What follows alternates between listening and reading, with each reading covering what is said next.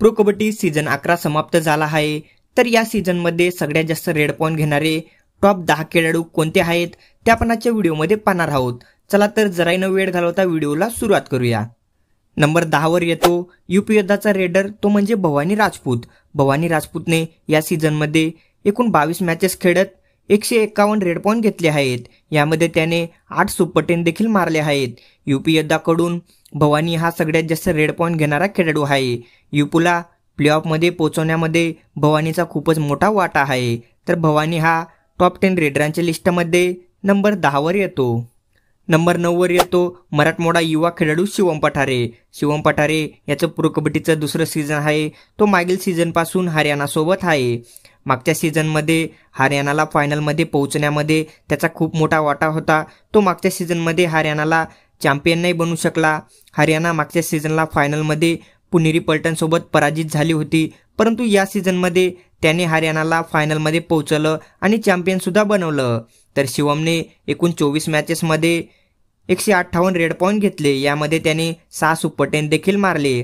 शिवमने final मॅचमध्ये all-rounder performance दाखवत त्याने डिफेन्समध्ये देखील पॉईंट घेतले। त्याने त्याच्या प्रो कबड्डीचा करिअरचा पहिला हाय पाय देखील मारला। त्याने पटनासोबतच्या फायनल मॅचमध्ये 5 टॅकल पॉईंट घेतले आणि तसेच रेडिंगमध्ये सुद्धा पॉईंट घेतले। तर शिवमबद्दल तुम्हाला काय वाटतं कमेंटमध्ये सांगा। नंबर 8च्या स्थानी येतो तो म्हणजे गुजरातचा रेडर गुमान सिंग। गुमान सिंगने या सीझनमध्ये एकूण 22 मॅचेस खेळत 159 रेड पॉईंट घेतले। यामध्ये त्याने 6 सुपर 10 देखील मारले। गुजरातकडून सगळ्यात जास्त रेड पॉईंट घेणारा खेळाडू हा गुमान सिंग आहे। तो नंबर 8 वर येतो। नंबर 7 वर येतो चॅम्पियन टीमचा चॅम्पियन रेडर विनय। विनयने एकूण या सीझनमध्ये 24 मॅचेस खेळत 164 रेड पॉईंट घेतले। त्याने एकूण यामध्ये 6 सुपर 10 देखील मारले। हरियाणाला चॅम्पियन बनवण्यामध्ये विनयचा आणि शिवमचा खूपच मोठा वाटा आहे। दोघींनी रेडिंगमध्ये खूपच चांगला परफॉर्मन्स दाखवला आहे। तर विनय हा नंबर 7 वर येतो। नंबर 6 वर येतो तो म्हणजे तेलुगू टायटनचा रेडर विजय मलिक। विजय मलिकने या सीझनमध्ये एकूण 22 मॅचेस खेळत 172 रेड पॉईंट घेतले। यामध्ये त्याने 7 सुपर 10 देखील मारले। तो तेलुगू टायटन्सकडून सगळ्यात जास्त रेड पॉईंट घेणारा खेळाडू आहे। विनय याच्याकडे कॅप्टन्सी सुद्धा होती आणि तो कॅप्टन्सी सुद्धा करत होता। तर विनय हा नंबर 6 वर येतो। नंबर 5 वर येतो तो म्हणजे पटनाचा युवा रेडर आयान लोचन। आयानने एकूण या सीझनमध्ये 25 मॅचेस खेळत 184 रेड पॉईंट घेतले। यामध्ये त्याने 7 सुपर 10 देखील मारले। पटनाला नंबर 5च्या स्थानी येतो तो म्हणजे पटनाचा युवा रेडर आयान लोचन। आयानने एकूण या सीझनमध्ये 25 मॅचेस खेळत 184 रेड पॉईंट घेतले। यामध्ये त्याने 7 सुपर 10 देखील मारले। पटनाला फायनलमध्ये पोहोचण्यामध्ये आयानची देखील खूप मोठी कामगिरी आहे। त्याचबरोबर आयानला या सीझनचा बेस्ट यंग प्लेअरचा अवॉर्ड देखील देण्यात आला। Best young player of the season म्हणजेच NYP प्लेअर ऑफ द सीझनचा अवॉर्ड हा आयानला देण्यात आला। तर आयान हा नंबर 5च्या स्थानी येतो। नंबर 4 वर येतो आपल्या महाराष्ट्राचा युवा खेळाडू अजित चव्हाण। अजित चव्हाण याचं प्रो कबड्डीचं पहिलंच सीझन होतं। त्याला NYP म्हणून यू मुंबाने आपल्या संघात घेतलं होतं। त्याने पहिल्याच सीझनमध्ये धुमाकूळ गाजवत एकूण 23 मॅचेसमध्ये 185 रेड पॉईंट घेतले।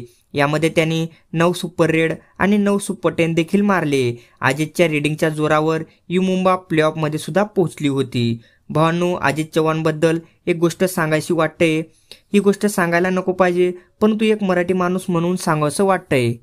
सीझन 11च्या युवा खेळाडूंमध्ये सगळ्यात जास्त रेड पॉईंट हे अजित चव्हाणने घेतले, परंतु युवा खेळाडूंचा अवॉर्ड हा आयान लोचनला देण्यात आलं। आयानने सुद्धा उत्कृष्ट प्रदर्शन केलं, परंतु कुठेतरी अजितने त्याच्यापेक्षा चांगलं प्रदर्शन केलं आहे। अजितने फक्त 23 मॅचेसमध्ये 185 रेड पॉईंट घेतले, तर आयानने एकूण 25 मॅचेसमध्ये 184 रेड पॉईंट घेतले।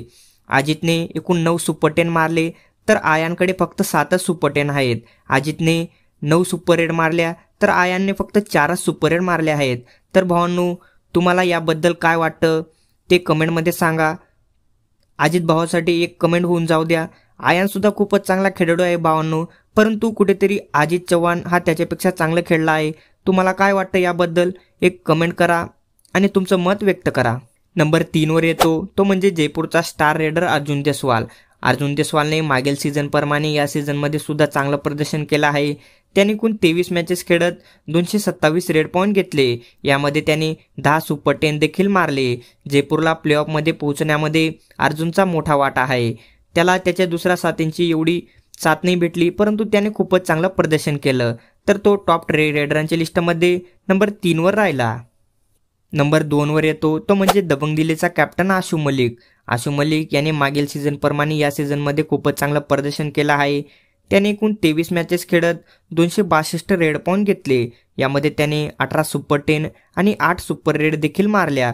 दबंग दिल्लीला त्याने सेमीफायनलमध्ये पोहोचवले, परंतु त्याच्या पुढे तो जाऊ नाही शकला, कारण की शेवटच्या रेडमध्ये नवीन कुमारला अंकितने टॅकल केले आणि ते पराजित झाले। तर आशु मलिक हा नंबर 2च्या स्थानी येतो। नंबर 1 वर आहे तो म्हणजे पटना पायरेट्सचा रेडर देवांग।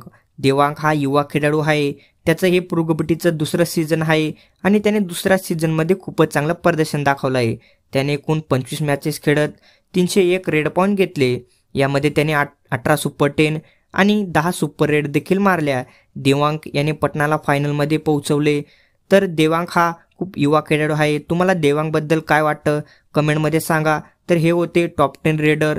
तर भावांनो, व्हिडिओ कसा वाटला कमेंटमध्ये सांगा आणि असेच प्रो कबड्डी रिलेटेड व्हिडिओ आपल्या मराठी भाषेमध्ये बघण्यासाठी आपल्या यूट्यूब चॅनलला सबस्क्राईब करा।